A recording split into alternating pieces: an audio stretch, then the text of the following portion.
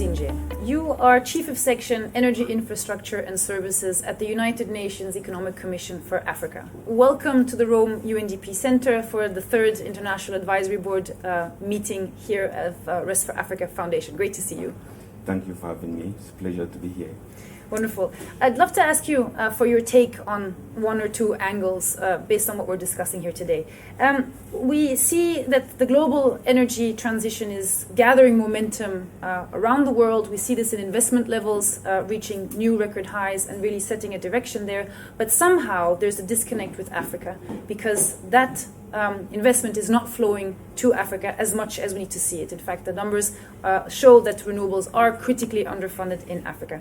Why do you think that is, and how can we turn this around? There are several reasons, but I would like to speak to two. Thank you. I think one is the regulatory environment for investment in renewable energy. I think for so long, African countries have taken the lead in investing in energy in general on the continent.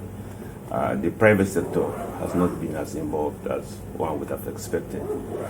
I think there are many reasons for this. One is the regulatory environment.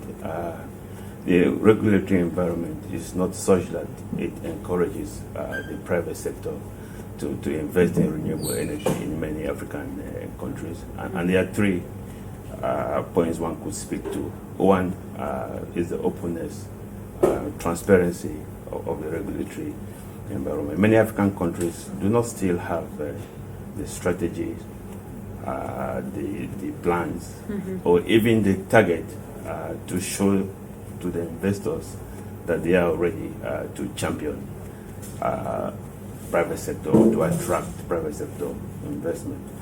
Besides the level of openness or transparency, there is also how attractive investing in renewables is on the continent. I think the governments on the continent need to put out the incentives to attract private sector investment. And lastly, I think that is how ready is the environment for the private sector to invest. So if you have an independent power producer, what is the guarantee that whatever energy they would produce would feed into the grid? So those three conditions are necessary to attract the private sector.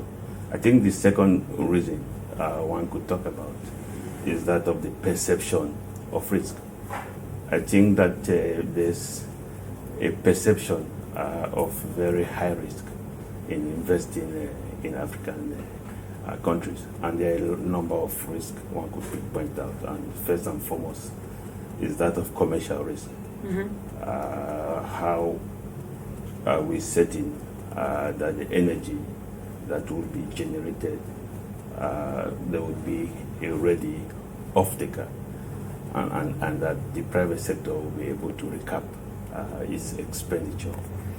There's also the issue of political risk, political stability, but also stability in the regulatory environment. But having said that, I have to hasten to say that we believe that the risk attributed to Africa may be exaggerated, and this is related to the high cost of borrowing in Africa. Even if the governments have the strategies, the plans, there would still be a constraint to invest in Africa's renewable sector if the cost of borrowing is very high.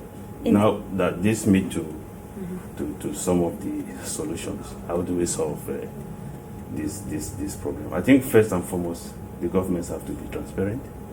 They have to have a clear plan, a strategy, the targets to show the investment community that they are here for the long haul, that they will be there to support, that they have prioritized renewable energy. I think also we need to de-risk investment on the continent. One way of doing that is to have guarantees, and I want to commend some of our partners, like the European Union, that is taking the issue of guarantees very, very seriously. So, two things: strengthen our regulatory environment to increase the confidence of investors, and also de-risk investment. In fact, regulatory frameworks, the perception of risk, being able to scale up that finance by attracting it, making it more attractable, these environments that need to be enabling in that sense, all very important areas of work going forward that are going to be important, in fact, because looking towards the future, when we look at major energy scenarios today, we see that there's tremendous expectation going forward in terms of renewables for the continent in the coming years, but also in the coming decades. Knowing that we're from a starting point that is far from where we need to be, and that this is going to be expected to see a lot of growth on renewables going forward, how do we make sure that we get there? Because, of course, this is not a self-fulfilling prophecy. We need to make sure that we steer that move towards the expectations we want to be seeing. It's a difficult problem. Implementation has always been a challenge on the continent, not only in energy, but across all this sector.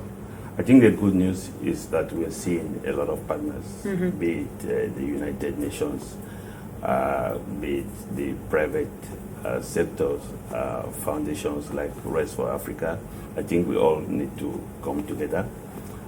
We know the problems on our continent in Africa. There are capacity issues. I mentioned regulation, I mentioned the issue of risk perception, but there's also the need to have capacity to develop bankable projects. This is one area where the partners involved in renewable energy can come together to strengthen the capacity of African countries to put on the table projects that are bankable.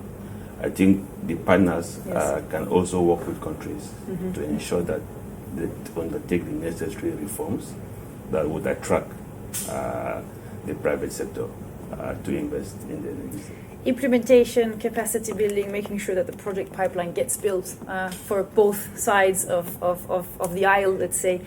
Very clear. Thank you very much for this, Mr. Lisinge. Pleasure to be here with you. Thank you. It's a pleasure.